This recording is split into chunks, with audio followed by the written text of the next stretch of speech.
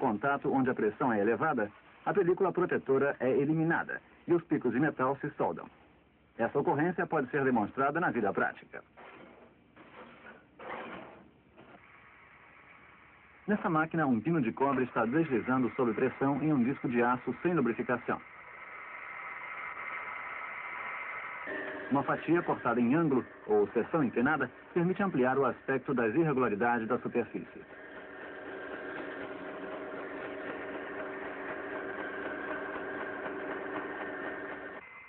Cortando-se uma seção inclinada nesse disco de aço e examinando sob o microscópio, vemos com clareza como o cobre soldou-se ao aço. Nesse exemplo, as junções da solda repuxaram o aço acima do seu nível original.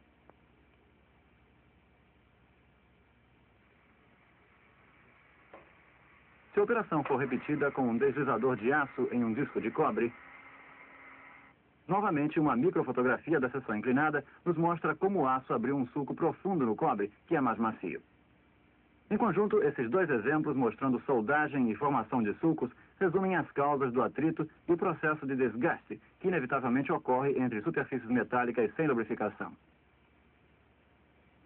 Existem 3 maneiras pelas quais o atrito e o desgaste podem ser reduzidos. A primeira é pela cuidadosa escolha do material das duas superfícies. A bucha desse mancal possui um revestimento de liga macia de chumbo estanho que tem baixa resistência ao cisalhamento em comparação com o eixo de aço. O segundo método é o aperfeiçoamento do projeto de engenharia, substituindo o atrito de deslizamento pelo atrito de rolamento. O terceiro método é a colocação de uma película líquida entre as duas superfícies, ou seja, a lubrificação.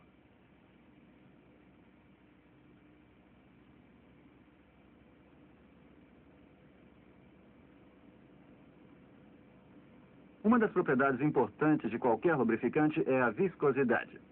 Aqui, óleos de alta, média e baixa viscosidade estão sendo comparados. Viscosidade é a medida da coesividade interna de um óleo. Qualquer desses óleos pode ser usado em um mancal plano, um exemplo comum de lubrificação em ação. Nessa demonstração, a folga entre o eixo e o mancal foi propositalmente exagerada e a carga está atuando verticalmente para baixo, apesar de que na prática ela pode variar. À medida que o eixo gira, o óleo é arrastado ao seu redor, sendo forçado para o estreito espaço convergente em forma de cunha existente entre o eixo e o mancal. A partir de uma determinada velocidade, a pressão nessa cunha é suficiente para elevar o eixo, que passa agora a deslizar na cunha de óleo. As superfícies de metal não estão mais em contato e o atrito é reduzido para cerca de 1/100º do valor inicial. Isso é chamado lubrificação por película fluida total, ou lubrificação hidrodinâmica.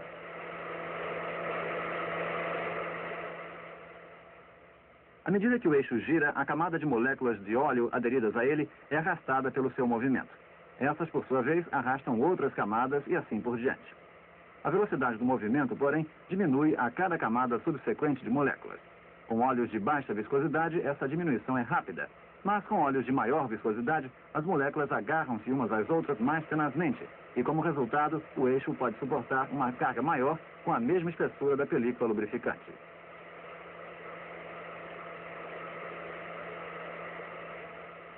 Quanto maior a viscosidade, entretanto, maior será o atrito interno do lubrificante. Existem camadas de moléculas que se aderem às superfícies estáticas do mancal, causando o efeito de frenagem e, portanto, aumentando a energia necessária para uma determinada velocidade de rotação.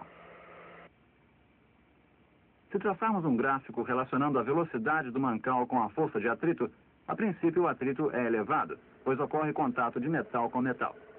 Com o aumento da velocidade, a cunha de pressão começa a se formar e o atrito cai, atingindo seu ponto mais baixo quando a película fluida completa se estabelece totalmente. O atrito então começa a aumentar vagarosamente, devido ao aumento do atrito fluido na película de óleo. É prudente operar o mancal do lado direito do ponto mínimo, lembrando, entretanto, que o cisalhamento do óleo tende inevitavelmente a aquecê-lo.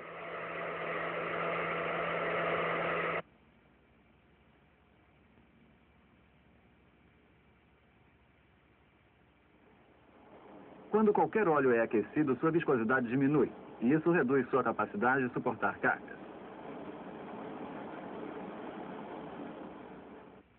A distribuição de pressões nesse mancal plano é mostrada pelas alturas das colunas de líquido.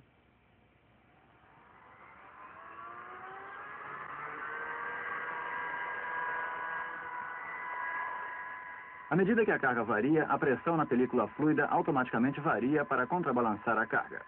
A pressão depende da velocidade relativa das partes em movimento e da viscosidade do líquido. Existem outros tipos de equipamentos nos quais outros fatores têm maior influência na lubrificação. Essa técnica fotoelástica de medir tensões mostra que no engranamento de engrenagens de dentes retos, as tensões locais podem ser extremamente altas. Em tais circunstâncias, dois novos fenômenos entram em jogo.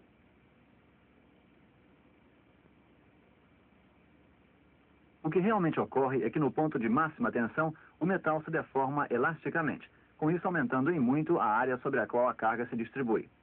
Uma vez removida a carga, a superfície do metal retorna à sua dimensão original.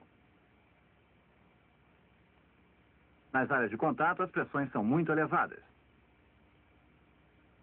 Sob essas condições extremas, conhecidas como regime elasto-hidrodinâmico, a viscosidade V do lubrificante aumenta enormemente, permitindo que uma maior carga seja suportada. A viscosidade volta ao normal tão logo o óleo deixa a zona de contato. A lubrificação elasto-hidrodinâmica mantém uma película fluida total mesmo sob condições muito severas.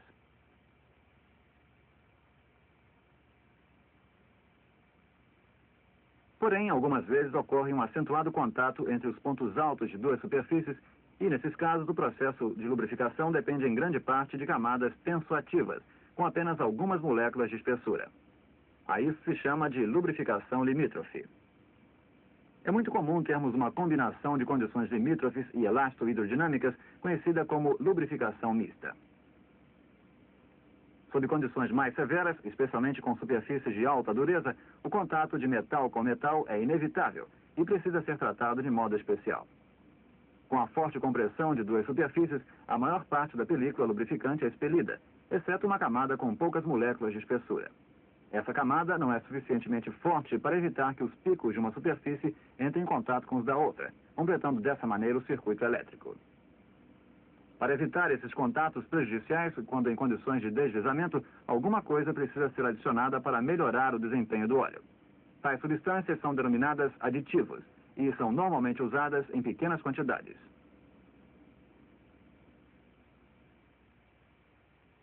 Um dos tipos é chamado aditivo de oleosidade e consiste de moléculas longas com extremidades polarizadas.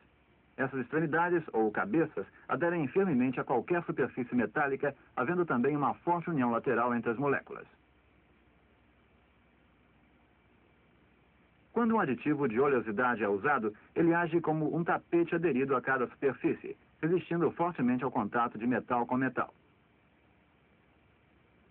Esses aditivos são estáveis e não corrosivos, porém atuam somente até cerca de 100 graus Celsius, uma vez que se desprendem da superfície metálica a essa temperatura.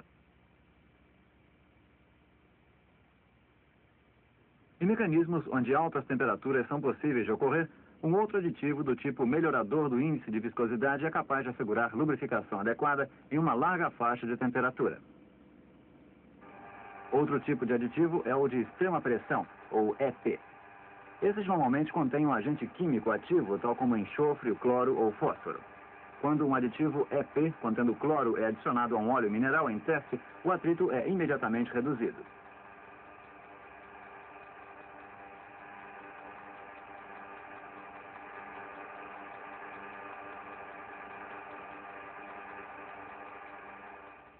A explicação é que com óleo mineral puro, os picos das duas superfícies se chocam com força suficiente para remover a camada limítrofe, produzindo intenso calor por atrito, fundindo os pontos em contato que logo se rompem.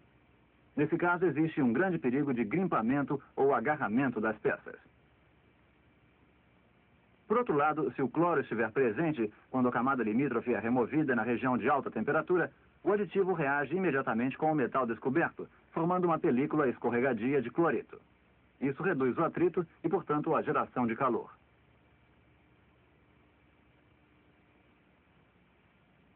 Como exemplo prático da atividade EP, um disco de bronze está sendo parcialmente revestido com um composto de enxofre.